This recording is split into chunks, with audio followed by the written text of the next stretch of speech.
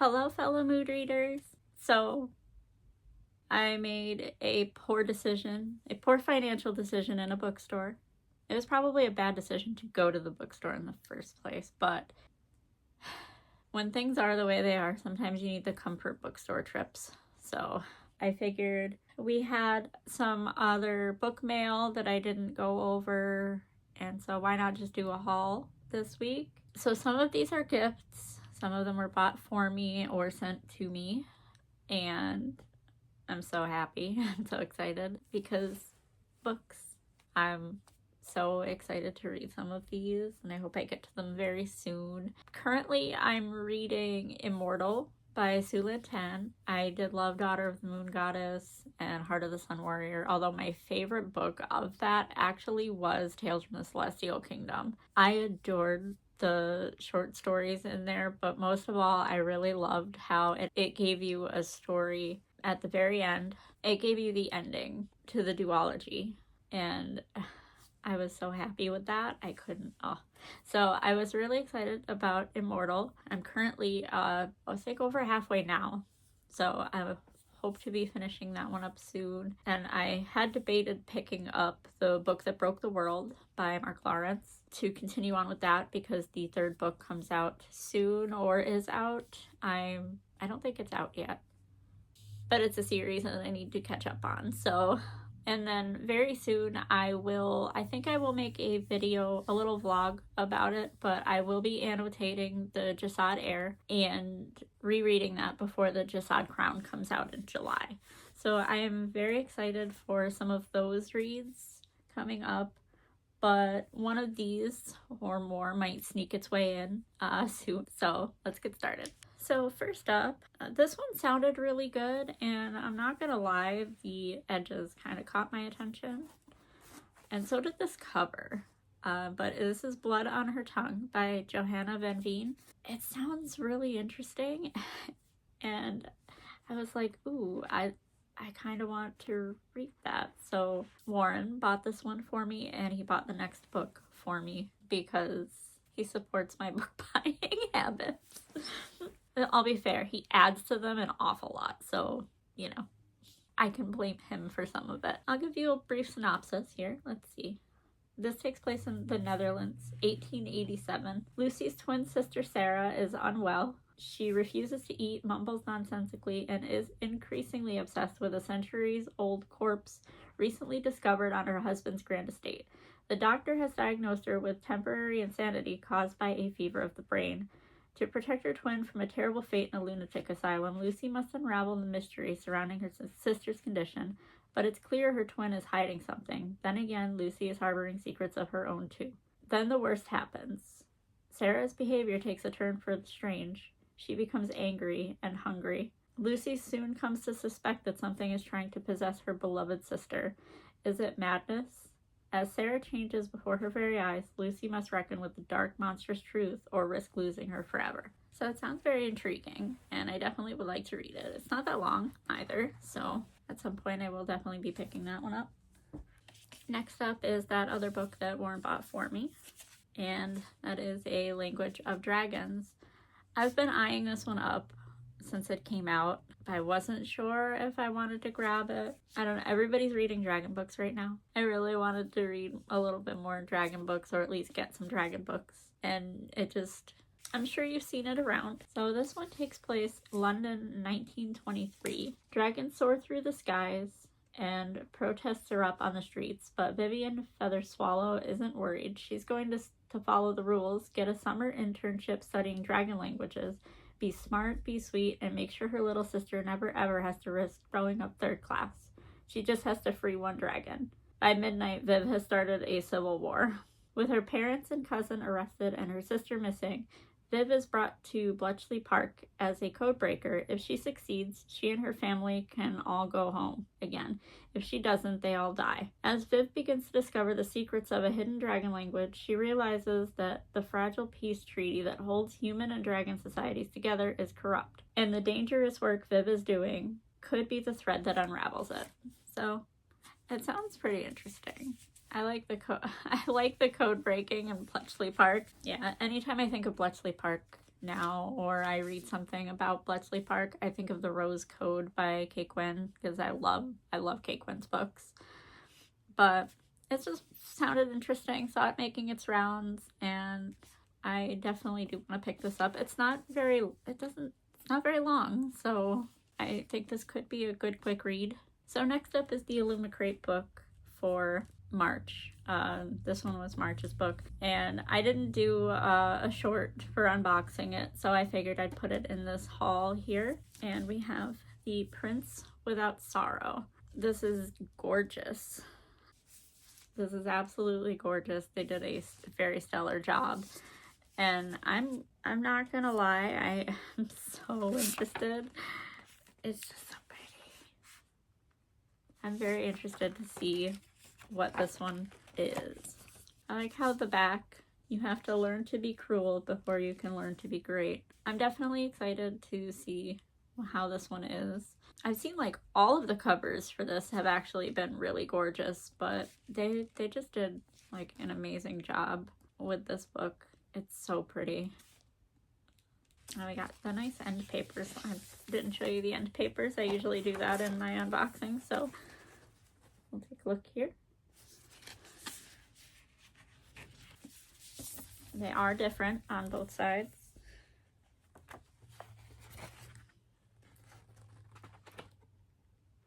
Make a peek.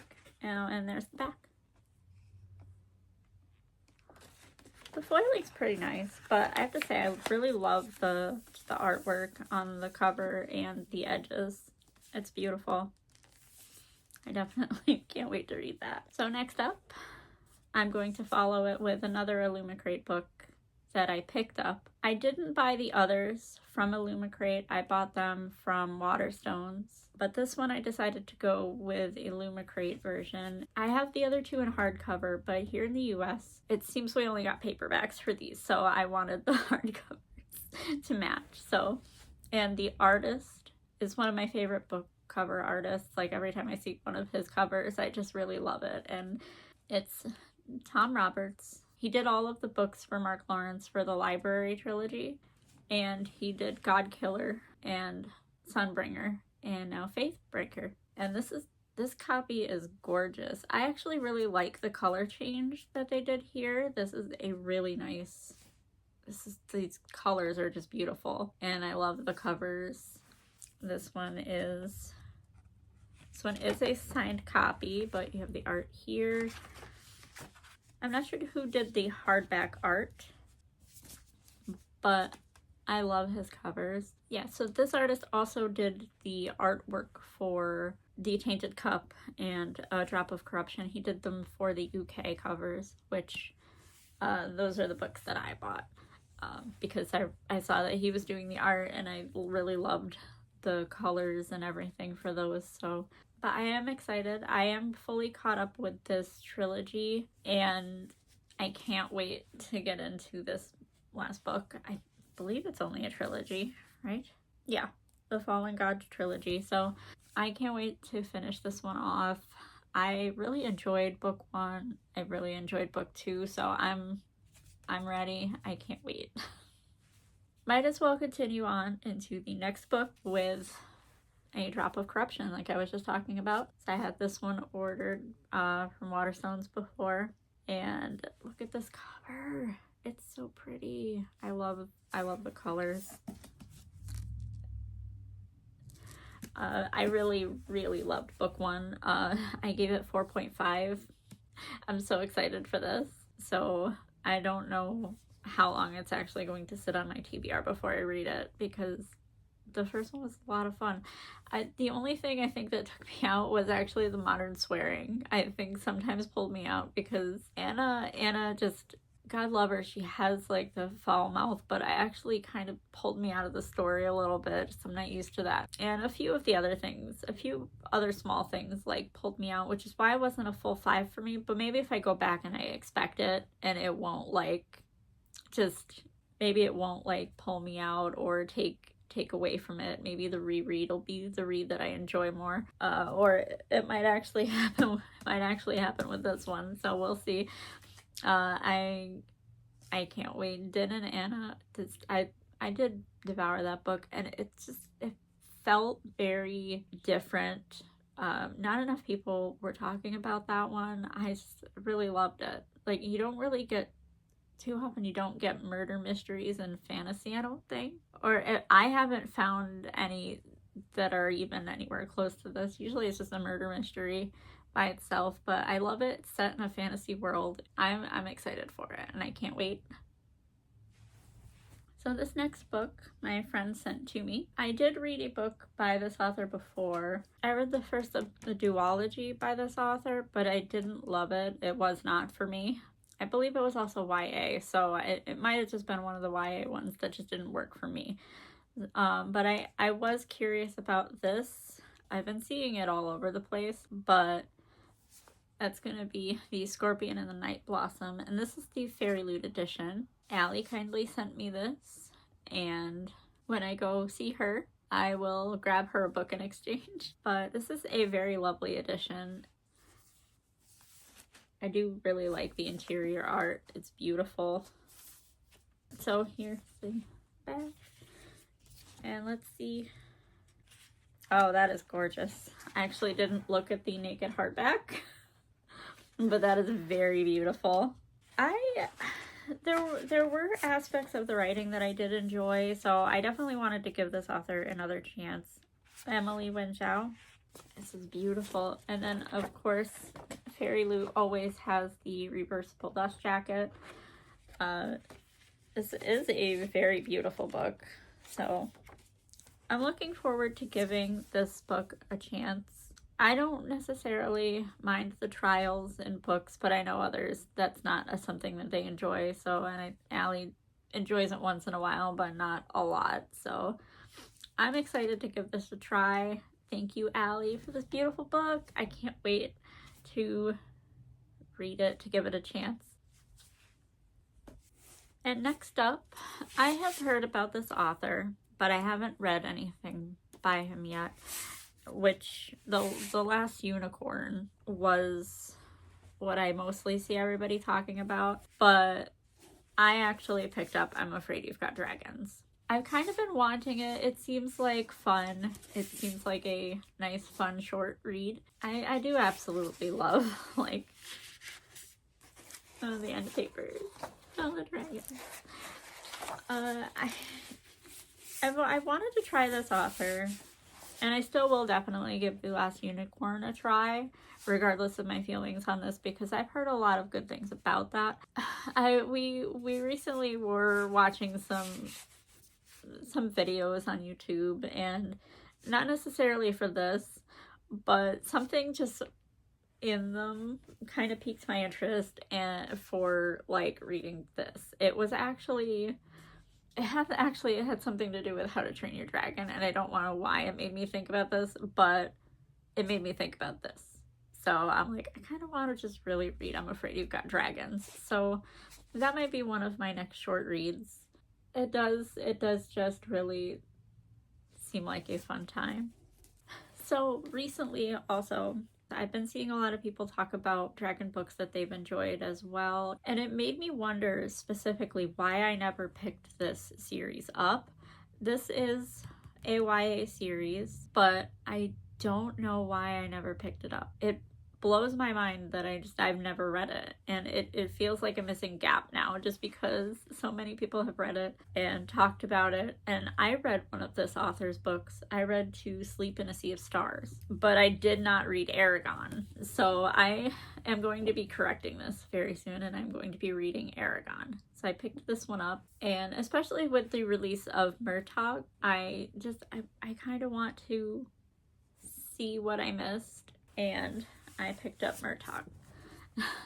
I couldn't resist these sprayed edges though. Like, they're beautiful. I originally was going to pick this one up. I wasn't going to pick this one up, but this was another one that Warren picked up for me. And it seems like it's not necessarily... I thought that this was another book like in the line, but it said that it's even a good place to start with the series.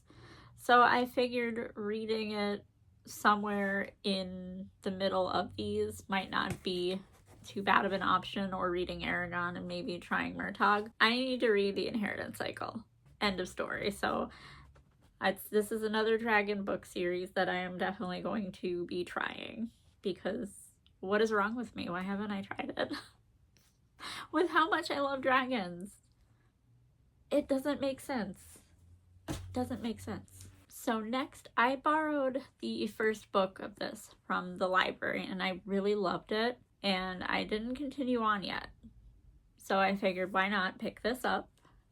It's the Murderbot Diaries. So there is a series coming for Apple TV, but I really enjoyed All Systems Red when I listened to it. The audiobook was really good, but this has 2 books in one. So this has All Systems Red and Artificial Condition, and I did see the other sets there, but I want to reread this one and go into Booktube before I pick that up. I'm kind of happy they released these. And I really do like this cover. The Murderbot Diaries, the first one was so much fun. Like, I really enjoyed listening to it.